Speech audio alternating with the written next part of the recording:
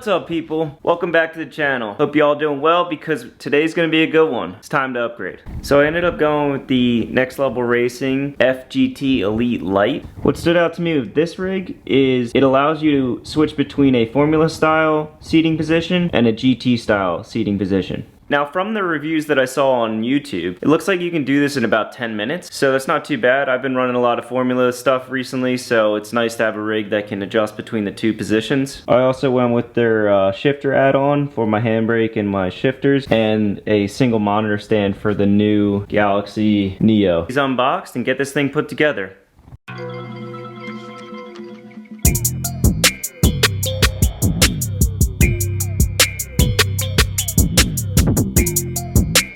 Alright, so I got most of the main structure together. Everything's loose, just so I can get it all adjusted, but overall, went together super easy. Everything fit up good. All the threading was good, bolts and hardware was all good. So the next step is going to be to put the seat on there, get the steering wheel and the pedals positioned, and then adjust everything so the positioning is how I like it. So what I'm gonna do, like when I built my other rig, is I'm gonna measure off the actual race car and make the steering wheel, pedal, and seat positioning as close to the real car as possible. Once I get everything bolted onto the rig, I'll be able to adjust the seat, raise and lower the steering wheel, change the distance of the pedals to make it so my measurements are just like the real thing.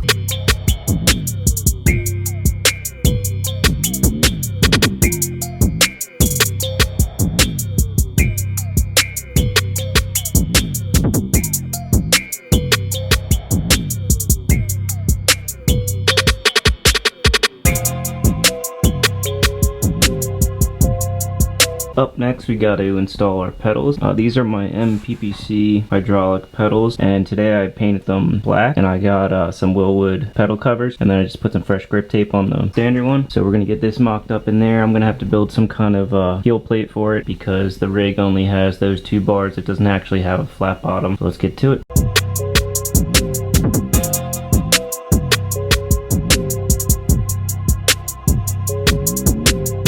I got this plastic black diamond plate stuff. It's like a grill mat. So what I'm gonna do is I'm gonna clean up my heel plate, and then we're gonna glue this on there with some 3M spray glue, cut it out, and that'll be our heel plate.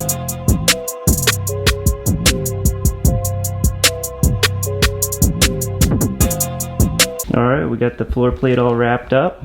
Ended up doing both sides, just make it look clean. I even painted the edges black so you wouldn't see the metal. Let's get it installed.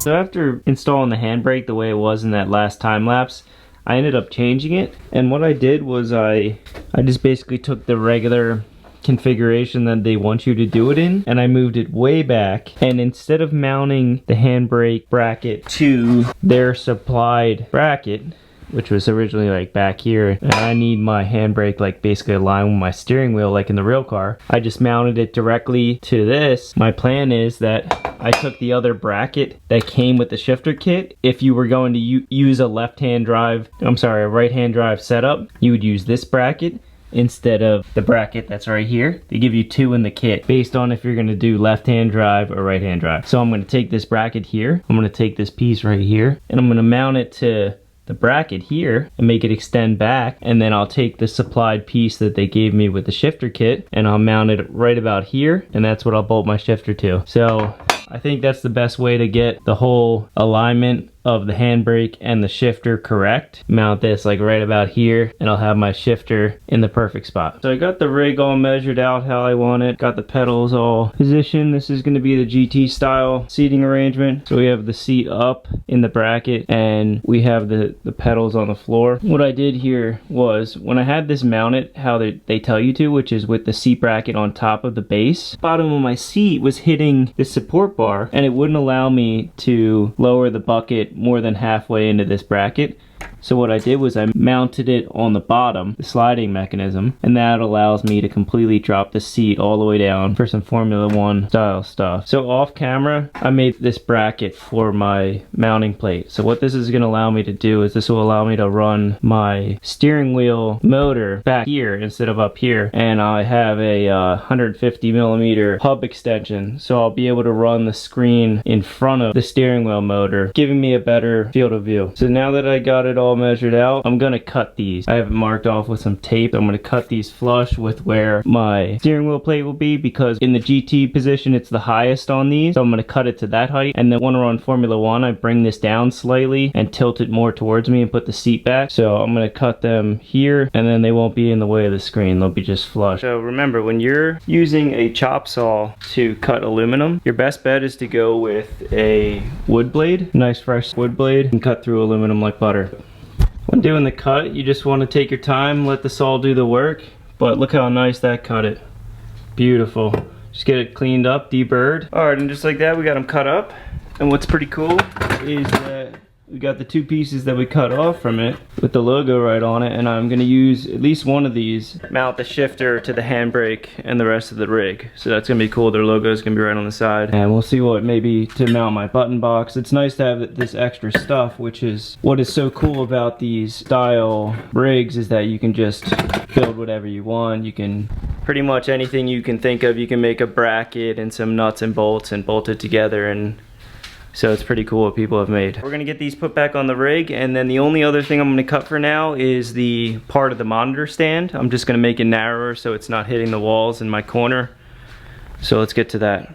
We got the uprights installed, handbrake's back on there. So next thing we need to cut is this crossbar for the monitor. So what I'm gonna do is I'm gonna cut it there, and then I'm gonna make these holes. So as you can, these are meant for the washer. So you can see how it has the small hole and then the bigger hole so the washer can set in there. So what I'm going to do is I'm going to make my own version of that at 30 inches, and then I'm going to cut the rest of it off. I'm going to have that big piece to save and build other cool stuff. So let's take that apart, start cutting.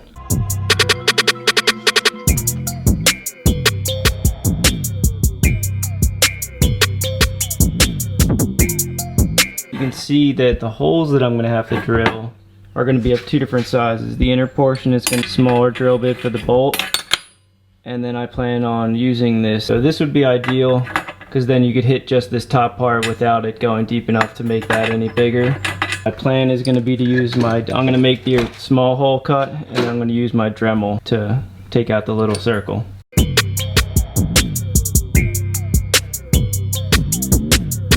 Got the holes drilled up, turned out super nice. You can throw a little touch-up paint on there, you'll never know. We got it all back together after making the cut. Our main bars are nice and cut. I got the plates back on there. Got the monitor stand cut. Fits the rig nicely, just a little bit of room on each side to square it up, but I wanted to keep this thing compact. The only other thing that I'm probably going to end up cutting is this piece here that holds the handbrake. This doesn't need to be that long. Before I go making any cuts, I'm going to finish part of the rig here that's going to hold the shifter. So I have these spare pieces from the two uprights that I cut, and then from the monitor stand. So I'm going to use these and then some extra hardware to hopefully build that. Of course, I still have this, which came with the shifter kit, so this just mounts onto a bar. Then I'll get my shifter mounted. We should be good. Let's try it out. Alright guys, so I ended up not really filming the finishing of the shifter and everything, but this is what I ended up doing. So off of here, the main brace for the wheel, I mounted a bracket here. That comes up, mounts to the plate that they gave you. We got bracket that I made coming off of the shifter assembly. So I mean, this thing is super nice. The position of it ends up being very close to what my real car is in comparison to the steering wheel, the handbrake, and the seat. So that turned out super nice. Another thing I did was I remotely located my slave cylinder for my handbrake. So before I had a bracket that bolted directly to the handbrake itself. That was fine on my old rig, but on this rig it was causing a little bit of bulkiness right here, and it was kind of hitting my knee, and it was just a little uncomfortable. So I ended up mounting it directly to the rig, and that made it a lot cleaner, freed up some space down there, and it still works. So the main thing I wanted to incorporate into this rig was an extended hub. Now the reason I wanted to do this was, as you can see with this, I am able to locate my Simxperience Accuforce V2 wheelbase behind my monitor, and then the hub extension puts it out so the steering wheel is in the correct position. So as you can see, what this allows you to do is eliminate this wheelbase from your field of view, and also it allows you to run your monitor closer to you and your seating position to give you a wider angle with the curved monitor. Little kitty. I also got my keyboard mounted on a monitor arm, so this swivels, you know, goes out, comes out wherever you want. It can go out on your lap. You can push this back, take off the wheel. We can do some regular gaming. But overall, this thing turned out amazing. Super clean, very minimalistic. Tried to keep it very simple. That's why I went and cut a lot of the pieces. Gotta finish up a little wiring management, but for the most part, we're dialed. Got the new pedals, Wilwoods, USB hub all clean. This thing plugs into my laptop with like 3 connectors. It's very cool. Overall, this rig is truly next level.